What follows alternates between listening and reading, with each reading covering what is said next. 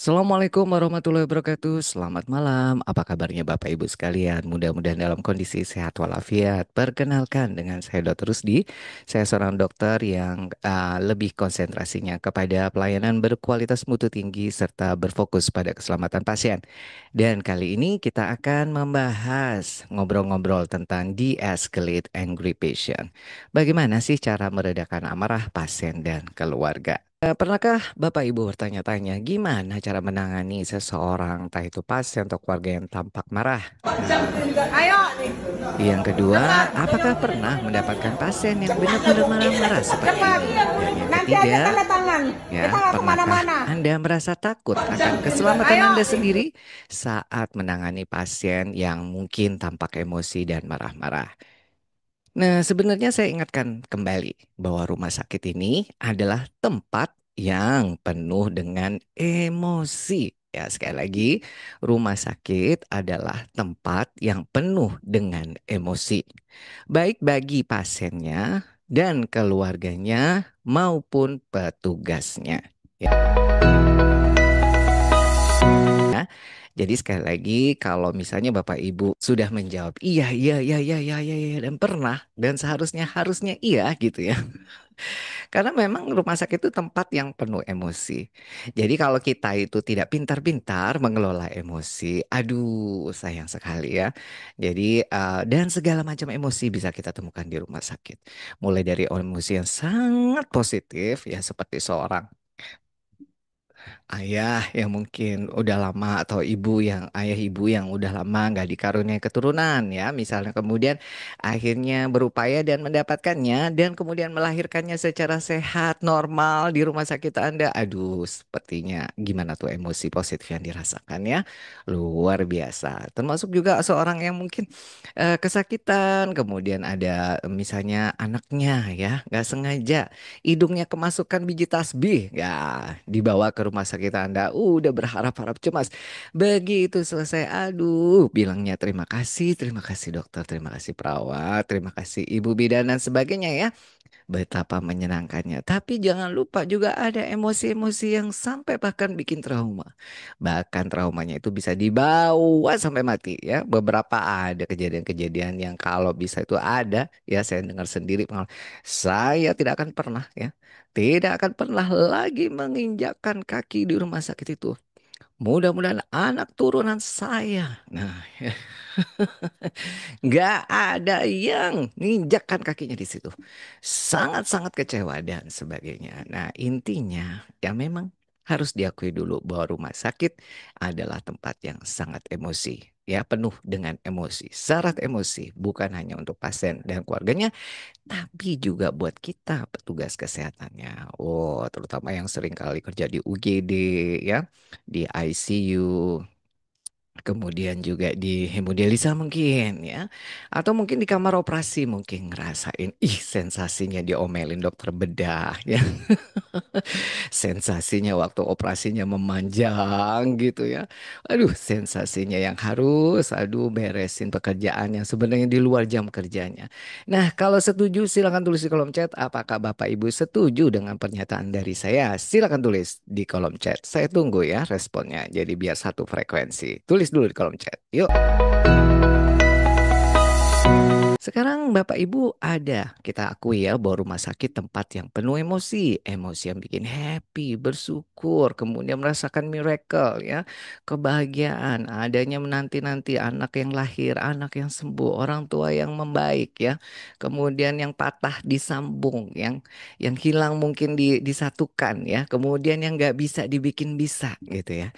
Tapi juga ada emosi-emosi yang negatif, yang awalnya bisa jadi nggak bisa, kesakitan yang sampai tidak bisa hilang, atau mungkin kehilangan anggota keluarga, orang yang dicintai, atau kehilangan fungsi tubuh, kehilangan anggota tubuh, dan kehilangan potensi produksi, ya, produksi hidup yang penuh produktif. Dan ini semua ada di rumah sakit. Oleh karena itu kita semua setuju ya bahwa rumah sakit adalah tempat yang penuh dengan emosi. Nah, kali ini kita akan bahas di emosi yang negatif ya. Jadi sekali lagi harapannya kita fokus ke sini nih ya. Jadi tentang amarah ini adalah emosi yang negatif. Alright, jadi sudah ya bahasan kita. Nah, sebelumnya kita kemana-mana karena banyak tuh ya, ada beberapa yang komentar di pendaftaran. Dokter gimana caranya? Ya pokoknya bagaimana prakteknya di lapangan bisa mengatasi pasien yang marah gitu ya. Pengen tahu caranya. Nah, again ini soal emosi ya, sesuatu yang sebenarnya delicate. Jadi bahkan juga sensitif. Kadang juga ini nggak bisa seperti misalnya gimana caranya matikan kompor yang menyala. Tinggal pencet knopnya beres. Nah gitu ya. Gimana caranya nurunkan suhu ruangan yang terlalu panas. Oke, remote AC-nya tinggal dinyalain. Nah, gimana supaya menerangkan ruangan? Oh, tinggal lampu saklarnya diceklekin. Nah, semudah itu. Tapi kalau pasien yang marah, nggak bisa seperti itu, ya. Jadi tidak semudah mematikan knopnya kompor gas, tidak bisa semudah mengklikkan saklarnya di lampu, tidak semudah misalkan Bapak Ibu memencet remote AC, ya. Tinggal sekali klik. Tapi ada satu pesan, ya, pesan ini dari seorang yang sangat luar biasa juga. Beliau ini orang yang bijaksana dari Amerika. Dia bilang bahwa Bapak Randy Post ini bilang, put on your own oxygen mask before assisting others. Nah, ini maksudnya apa? Ya, Bapak Ibu, sekalipun rumah sakit itu adalah tempat yang penuh dengan emosi, tapi memang disitulah tempat orang cari pertolongan. Bapak Ibu, ya. Jadi sekali lagi orang ke rumah sakit tentu saja minta tolong Bapak Ibu ya. Nggak ada orang itu, "Ah, aku mau sedekah, aku lari ke rumah sakit deh ya, bagi-bagi duit di rumah sakit." Kayaknya jarang ya. Kalau orang mau sedekah biasanya ke tempat ibadah atau ke panti asuhan atau mungkin ya ke orang-orang yang membutuhkan. Atau juga nggak ada misalnya saya mau belajar, saya pergi ke rumah sakit. Misalnya jarang pada kebanyakan yang mau belajar itu ya mungkin petugas medis, petugas kesehatan. Kalau orang awam nggak ada yang belajar pergi ke rumah sakit. Saya mau belanja ke rumah sakit kayaknya nggak ada ya. Atau saya mau jalan-jalan ke rumah sakit kayaknya nggak ada. Yang ada adalah saya mau minta tolong ke rumah sakit. Artinya itu rumah sakit tempatnya orang cari pertolongan di mana di tempat itu penuh dengan emosi. Nah, jadi di situ dibilang kalau kita sebagai petugas kesehatan, petugas medis, tujuannya bekerja di rumah sakit adalah untuk menolong mereka. Nah, itu masalahnya. Masalahnya adalah untuk bisa menolong mereka, ternyata ada syaratnya. Nih kata Randy Post, dia bilang, kalau mau bantu orang lain, itu kalau bisa kasih dulu pakai masker oksigen dulu. Maksudnya apa sih? Maksudnya kalau mau nolong orang, maka haruslah kuat terlebih dahulu. Meskipun yang nolong, yang minta tolong itu marah-marah, apalagi yang mau minta tolong kita itu marah-marah. Waduh, harus kita harus kuat ya Bapak Ibu. Memang nggak semudah tadi nyeklekin saklar lampu, nggak semudah matikan knopnya kompor listrik misalnya ya. Makanya sekali lagi kalau belum kuat jangan dipaksakan. Ini maksudnya pesannya ya. Jadi makanya itu kalau memang belum saatnya kuat jangan dimampu-mampukan karena kesehatan Anda sendiri, kesehatan mental kita sendiri, kesehatan fisik kita sendiri ini juga perlu diprioritaskan. Jadi tidak boleh kasarannya modal nekat. Nah, makanya ada materi gimana caranya dikasih pelajaran bahkan di luar negeri ini sebagai salah satu pelajaran yang wajib, wajib sekali lagi wajib diberikan dan mengikuti kegiatan ini. Nah, sekali lagi bukan untuk promosi saya, siapapun yang memberikan narasumbernya kalau ada materi ini harapannya supaya ikut karena apa ya itu tadi. Anda mau menolong orang, orang yang penuh emosi, macam-macam emosinya, dan salah satu emosi yang keluar adalah emosi yang negatif. Nah, untuk menolong mereka, Anda harus lebih kuat lagi. Nah, karena kalau tidak, ya kesehatan fisik dan mental kita bisa saja menjadi taruhannya. Itu maksudnya ya. Again, tujuannya kali ini mudah-mudahan bisa ya Bapak Ibu. Nanti harapannya, walaupun nggak langsung ya, tapi paling nggak udah punya pijakan. Oh, mudah-mudahan bisa jadi masker oksigen buat kita, bekal buat kita, bukan nantangin ya, supaya nanti kita bisa lebih dalam tanda kutip kuat untuk bisa menolong orang-orang yang membutuhkan. pertolongan. Alright ya, lanjut. Nah, sekarang kita lanjut ya. Nah, bagaimana kita mau menolong mereka-mereka yang sedang marah kalau kita nggak mengenal amarah atau anger itu sendiri? Ya, makanya kata bilang tidak kenal, tidak sayang. Atau bertemanlah dengan musuh ya. Dengan musuhnya yang sesuatu yang kita nggak suka, yang negatif-negatif itu ya. Biasanya kan kita suka yang positif ya. Tapi again kalau kita mau menolong maka kita harus kenal dulu yang namanya amarah atau bahasa Inggrisnya anger. Alright, lanjut ya. Apa sih amarah itu? Ya, amarah. Amarah atau kemarahan adalah kondisi emosional yang negatif. Tadi kan ada emosi yang positif, ada yang negatif. Biasanya ini negatif, ya. Umumnya disertai dengan rangsangan fisiologis. Jadi ada misalnya tiba-tiba jantungnya berdebar-debar, kemudian air liurnya semakin kering, misalnya otot-ototnya semakin keras, ya, tegang otot-ototnya, kemudian nafasnya memburu, dan pikiran antagonis. Jadi pikirannya kayak sebel, marah, nggak suka gitu ya. Yang diarahkan bisa kepada seseorang, kepada orang marahnya, atau kepada objek. Ya, kepada objek itu misalnya bisa pada ya hewan misalnya mengganggu atau apa yang mengganggu ya. Kadang ada orang marah mukulin misalnya digigit nyamuk mah sakit nyamuknya dikejar.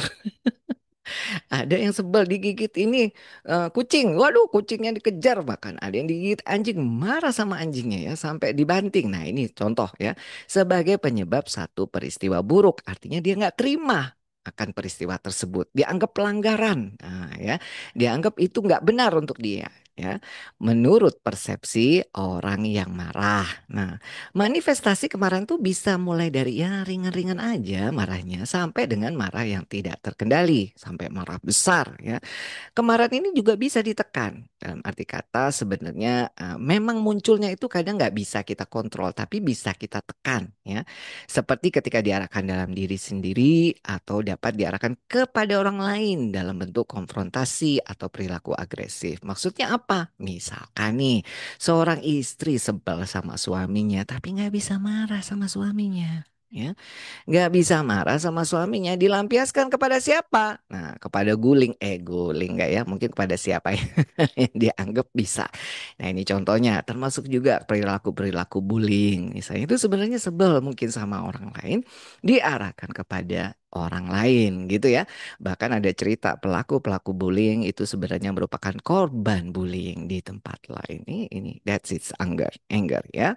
Alright, nah kemarahan sekali lagi itu adalah caranya orang mengekspresikan ya karena ekspresi kekecewaan sekali lagi ya marah itu bisa ditunjukkan bisa juga dipendam ya tapi ini bentuk ekspresi sebenarnya kecewa frustasi ya frustasi itu maksudnya ya kayaknya nggak nemu jalan keluar bikin kesel. Nah, atau ketidaksenangan nggak suka memang nggak suka ya saat mengalami pelanggaran yang nyata atau yang dirasakan. Nah ini sekali lagi ya ini cara orang mengekspresikan dia mengalami ada yang pelanggaran nyata itu oke lah ini it's okay tapi ada yang mungkin punya batas level tertentu yang dianggap ini tidak bisa dibiarkan gitu ya.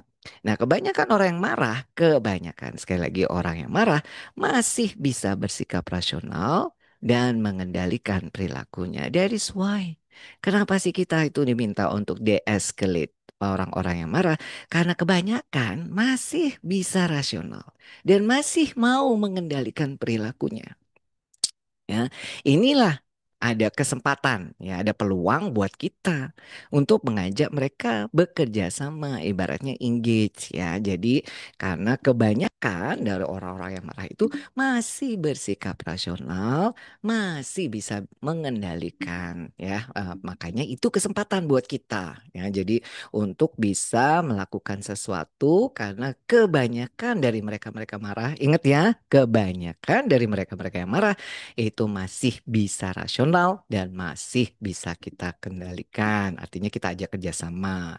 Nah, jadi sekali lagi Disinilah peluang kita tadi yang kita tolong itu ya. Jadi berarti ada dok yang nggak bisa sampai rasional, yang nggak bisa kita kendalikan. Ya ada, tapi kebanyakan ada. Nah, makanya kita harus mengenali marah ini ya. Oke, sampai di sini apakah Bapak Ibu bersemangat? Nah, silakan tulis di kolom chat. Paling nggak mudah-mudahan ini sudah jadi bekal kita ya. Apakah Bapak Ibu bersemangat dengan tadi cerita yang tadi saya sampaikan bahwa kita masih punya peluang Bapak Ibu. Jadi mudah-mudahan ini menambah kepercayaan diri kita ya. Tulis di kolom chat. Wah, oke, semangat. Alhamdulillah. Terima kasih buat Bapak Ibu yang sudah semangat. Kita lanjut ya. Alright. Nah, jadi tadi tentang marah itu sendiri. Ya, tentang marah itu sendiri. Satu, Bapak Ibu harus tahu. Tidak memiliki rasa marah itu kayaknya nggak mungkin, Bapak Ibu. Jadi sekali lagi nggak ada orang yang tidak punya rasa marah itu nggak ada. Dok, ada kok dok, ibu saya itu nggak pernah marah dok, sabar sekali. Jangan salah. Meskipun saya begini begitu, ibu saya nggak pernah marah. Jangan salah. Mungkin dia marah tapi kamu nggak tahu gitu ya. Karena ada kemarahan yang dipendam ya. Ditujukan kepada dirinya sendiri. Ada banyak ya. Jadi sebenarnya sebagai manusia kita pasti punya rasa marah. Sekali lagi ya, kalau masih manusia pasti punya rasa marah. Kalau malaikat, ya katanya malaikat nggak punya nafsu ya. Disuruh ini nurut aja. Bahkan kalau kita mengakui bahwa Tuhan pun bisa murka. Loh, oh Tuhan bisa murka, ya kan? Katanya maha pengasih, maha penyayang. Tapi kalau adakah Bapak Ibu bisa percaya bahwa Tuhan pun bisa murka? Nah, kalau kita mengimani ya, ada yang bilang gitu ya. Ya, ya kan? Nah, apalagi kita di levelnya manusia, pasti ada rasa marah. Makanya kan kita ada namanya norma, ada namanya etika, ya.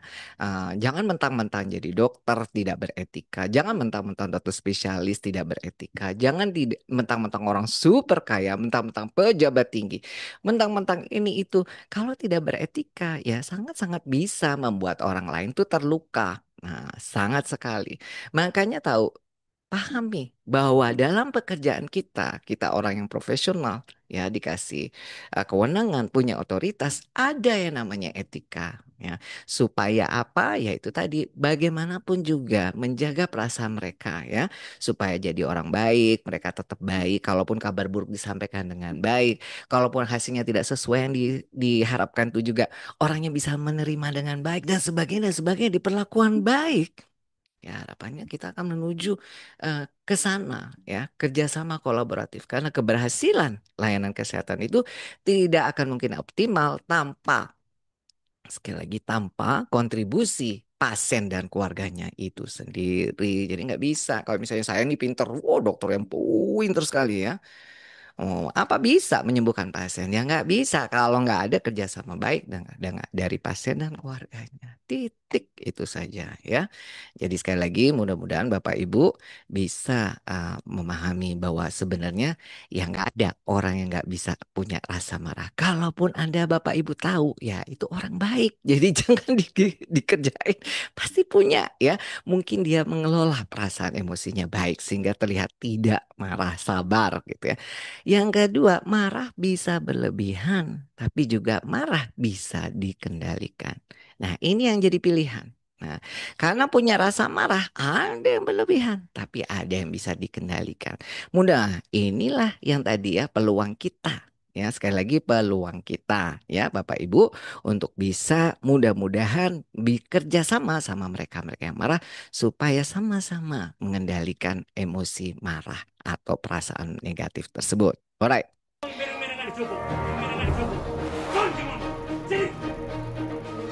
Wali Kota Surabaya Eri Cahyadi Senin siang mengamuk dan memarahi direksi hingga pegawai Rumah Sakit Umum Daerah Suwandi Surabaya.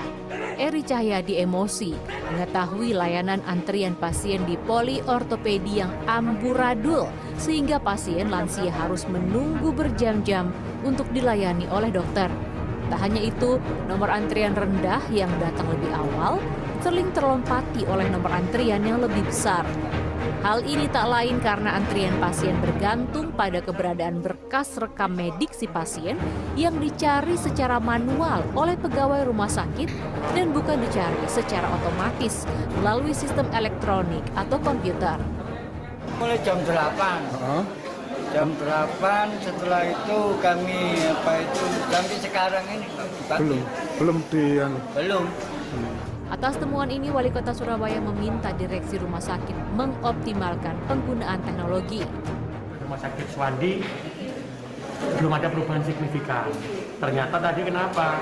Baru tahu tadi dengan dokter Billy, ternyata rekam medis ini yang mengambilnya terlalu lama.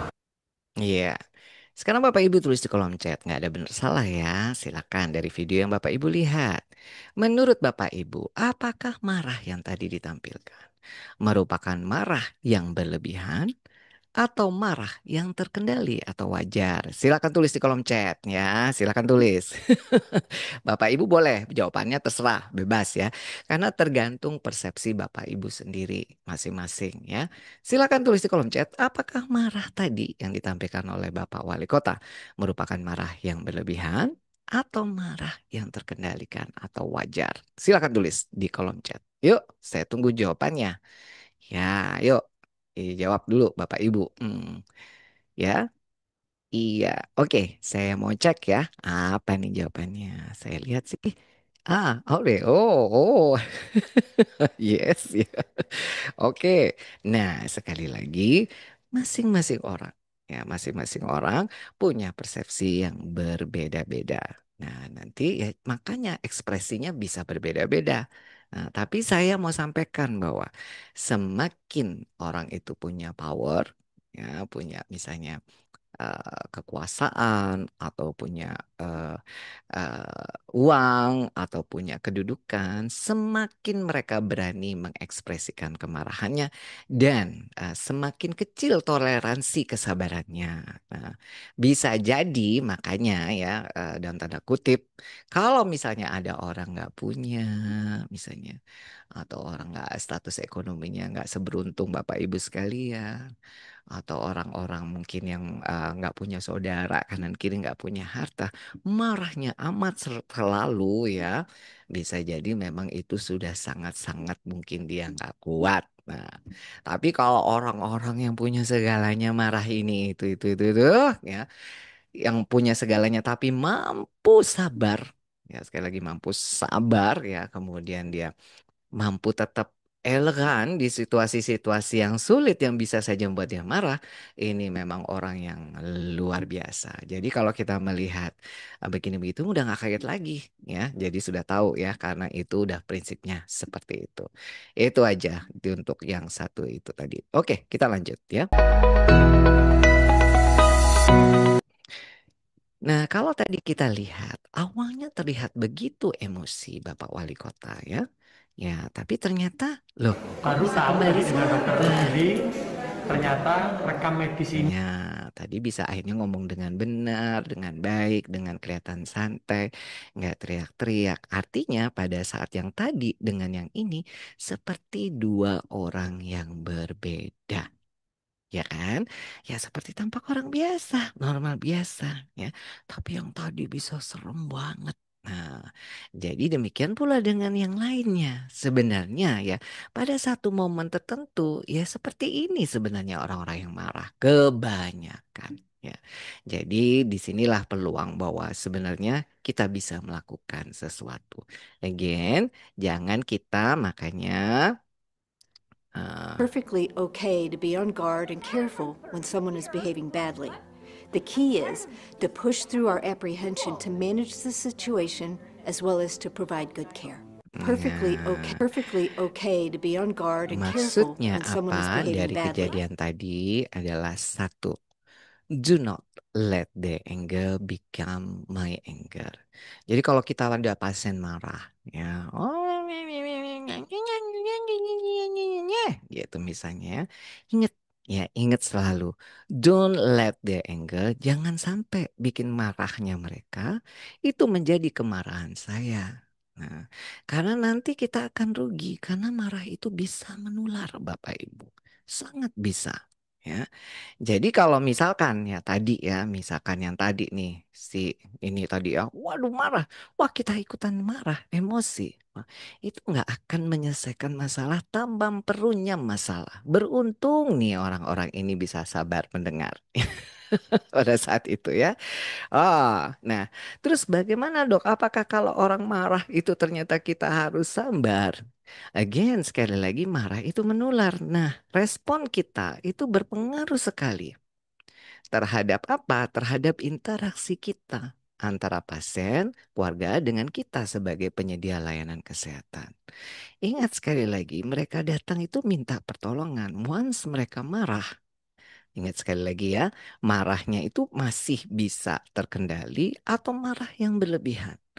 Kalau masih terkendali, bisa ya kita anggap dalam batas yang wajar, kemarahan yang wajar. Ya. Jadi jangan, sekali lagi jangan ya, menjadikan kita ikut-ikut marah. Nah, kalau malah yang berlebihan bagaimana dok? Even apalagi marah yang berlebihan. Jangan sekali lagi.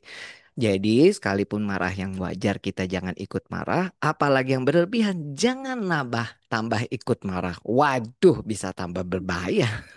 Kalau marah aja sudah berlebihan, kita ikut marah. Waduh, tambah lebih membahayakan. Ini prinsip pertama, ya. Jadi, don't let the anger become my anger. Ingat, sekalipun itu marah, ya, bisa jadi bukan marahnya sama kita. Ya, ya, again, seperti tadi saya cerita, kita tahu apa sih tentang pasien ini kalau kita belum tahu persis apa masalahnya. Tapi seakan-akan mereka marah ke kita itu seakan-akan kita yang sumber masalahnya.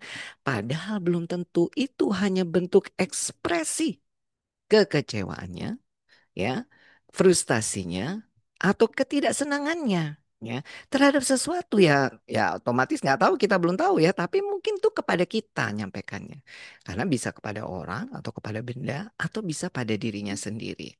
Again, yang penting Anda harus tahu bahwa do not let the anger become my anger. Kecuali memang Anda tahu misalnya yang bikin kesel ya karena misalnya ya karena benar-benar sikap kita gitu ya, kita benar-benar tahu ya misalnya yang benar-benar karena kita ya kayaknya sebenarnya memang ya kayak contoh nih, saya itu nginjek kakinya orang, lu tahu dong, tahu diri dong ya pasti orangnya marah. Lu udah tahu nih marah sama aku sama perilaku aku misalnya gitu ya. Tapi banyak juga kemarahan-marahan itu sebenarnya bisa jadi bukan karena kita, karena situasi, karena sistem, karena ada hal-hal yang kita nggak tahu, tapi ekspresi kemarahannya itu disampaikan kepada kita. Alright, ya.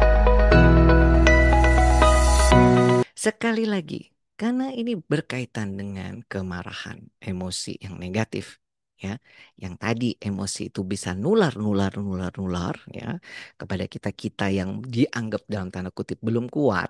Ya, karena saya juga bekerja di rumah sakit, pelayan kesehatan, itu juga merasakan, oh apalagi kalau di level-level yang memang kita itu berinteraksi bukan hanya marahnya itu sama petugas, sama pasien keluarga, kadang marah sama atasan, marah sama teman kerja gitu ya.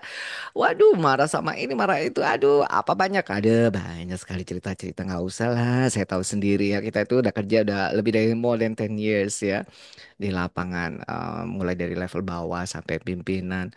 Itu kita juga ngerasain emosi-emosi ini. Nah, sekali lagi emosi yang negatif baik itu yang menghinggapi pasien dan keluarganya dan menghinggapi kita. Bahkan ada juga yang Pak dokter itu yang kayaknya kesel sama pasien dan keluarganya juga ada dibikin kesel. Ya, petugasnya juga ada.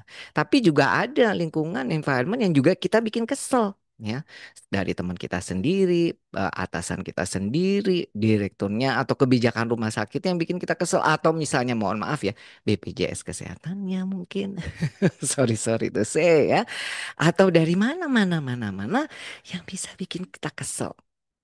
Sampai akhirnya kita tuh perlu bertanya-tanya, sebenarnya apa sih dampak emosi negatif untuk layanan kesehatan? Baik itu menghinggapi petugasnya atau pasien dan keluarganya. Sampai akhirnya ada satu penelitian ya berkaitan dengan nih the role of emotion. Ya, peran emosi, terutama emosi yang negatif dalam keselamatan pasien ya. Karena saya ini juga salah satu dokter yang tadi saya bilang di depan, saya dokter yang peduli keselamatan pasien. Saya berkomitmen terhadap keselamatan pasien. Ih, sok belagu dokter Rusdi. Ya, karena ternyata memang komitmen tuh harus begitu katanya, harus disampaikan terus, bukan cuma satu kali tanda tangan untuk akreditasi terus dipajang bannernya. Tapi komitmen itu ya disampaikan, dipelajari, kalau ada kendala ya terus belajar dan seterusnya. Ya ada again, kita cukup berani menyelidiki lebih dalam. Nah, ini ditanya ya sampai bikin penelitian di Journal of Royal Society of Medicine ini ditampilkan. Ini ambil data-data dari Inggris, UK, kemudian juga ambil data-data dari kalau nggak salah Netherlands, kemudian juga dari Australia. Ya. Jadi ini melihat peran emosi, bagaimana emosi ini berdampak pada keselamatan pasien. Nah, dari hasil penelitian tersebut. Ya, ternyata ada dampaknya Bapak Ibu kalau emosi itu menghinggapi pasien, keluarganya dan juga kita. Yang pertama berdampak terhadap keselamatan pasien. Sudah jelas baik itu pasien itu sendiri atau pasien-pasien yang lainnya. Nah, jadi dibilang bahwa kalau mau berfokus pada keselamatan pasien, emosinya haruslah emosi yang positif. Jadi kalau ada emosi negatif tidak bisa segera dinetralkan, ini arahnya ke sini susah. Ya, udah dibuktikan di penelitian, nggak usah dijelasin kalau kita bilang based on evidence base ya. Kalau kita mau bicara tentang kualitas mutu, efektivitas pelayanan berdasarkan bukti evidence base. Kalau kita orang profesional baca aja jurnal, bener nggak sih? Ya udah kita terima ya. Yang kedua bisa berpengaruh terhadap sikap profesional. Nah, perawatan kesehatan menanggapi situasi klinis. Jadi ada nih pasti yang begini, jadi kita seperti lebih mengabaikan atau mungkin jadi kesel, kerja jadi kayak nggak ikhlas gitu ya. Ada yang udah biarin biarin biar kapok dia gitu. Ada yang bikin gitu. Rasain tuh. Nah, ada. Udah nggak usah dideketin. Itu pasien begini begitu. Nah, ada. Sehingga batasan antara kita ini sikap profesional ini ternyata jadi kurang. Karena apa? Karena ada emosi yang negatif ya. Karena kita nggak suka gitu. Dan yang ketiga, ini berpengaruh terhadap kepatuhan, compliance terhadap pasien, ya terhadap perawatan dan pengobatan. Jadi orang bisa ya nggak patuh, nggak mau ngikutin karena ada emosi yang negatif yang belum ternetralisir. Sebelum kita lanjut, Bapak Ibu tahu nggak kisah Ibu Ida Dayak? Siapa yang pernah tahu Ibu Ida Dayak? Tulis di kolom chat. Ibu Ida Dayak. Itu. Iya tahu dokter. Nah itu kan Roami. Bu Ida Dayak ini seorang ibu yang katanya dari Kalimantan. Nggak tahu ada turunan Dayak atau enggak. Dia itu punya minyak lintah atau bukan minyak lintah ya, minyak dari Dayak gitu katanya. Dia bisa meluruskan tulang-tulang yang bengkok, orang yang nggak bisa jalan dan segala macam sampai bikin kehebohan nasional. Ya, sampai katanya ini dibilang bakal juga kekayaan tradisionalnya kita mau dipatenkan. Aduh, pokoknya heboh-heboh sampai beritanya sampai ngobatin pejabat-pejabat yang waduh sampai kemana-mana. Tahu kan ceritanya? Nah, minyak Dayak warna merah betul. Minyak Dayak. Waktu itu saking banyaknya animo masyarakat sampai difasilitasi TNI apa tentara atau AU atau apa di lapangannya mereka ya. Itu ratusan bukan ratusan ribuan orang datang untuk berobat ke Ibu Dida Dayak. Kenapa mudah dipercaya orang dan yang itu datang dari berbagai penjuru kota ya. Sampai orang-orang medis itu bilang ya udah terserah aja pokoknya first do no harm. Yang penting yang pertama jangan melukai pasiennya itu aja katanya dokter-dokter yang orang-orang pinter-pinter Indonesia kedokteran. Kalau ditanya bener nggak sih bisa ngelurusin tulang yang bengkok, yang ini nyatukan tulang yang patah nggak bisa jalan gini ditanya dokter-dokter kita berkomentar. Sebenarnya nggak perlu ditanya ya, karena Indonesia sendiri belum punya regulasi yang jelas masalah itu. Nah, dalam tanda kutip juga disertai sebenarnya banyak masyarakat yang kecewa. Ya, yang kecewa, nggak percaya, nggak compliance, nggak patuh, karena mungkin ada emosi negatif yang tidak bisa diekspresikan dan kita tidak mendengar, sehingga begitu ada yang memberi harapan. Nah, orang-orang itu pada geruduk datang bukan 10 20 orang, bukan ratusan ribuan. Berarti ya kok yang memberikan kontribusi itu siapa? Ya bisa jadi ya kita sendiri petugas medis dengan kesehatan rumah sakitnya tanpa kita sadari berkontribusi terhadap ketidakpatuhan mereka terhadap manajemen pengobatannya. Selesai titik. Jadi kalau mau introspeksi ya diri. Nah, itu maksudnya kenapa Bu Ida Dayak yang dipilih ya. Sementara orang tuh rela ngantri jauh-jauh berangkat jauh-jauh dari banyak kota dan segala macamnya. Pasti ada dong alasannya. Karena mungkin punya riwayat pengalaman yang tidak menyenangkan membuatnya frustasi kecewa terhadap pelayanan kesehatan di yang sekarang yang di rumah sakit atau layanan kesehatan lainnya. Ya, kalau saya salah, saya ya mudah-mudahan ya saya dimaafkan ya kalau kata-kata saya ini terlalu kasar ya. Memang hari ini kita bikin emosi ya webinar ini sengaja.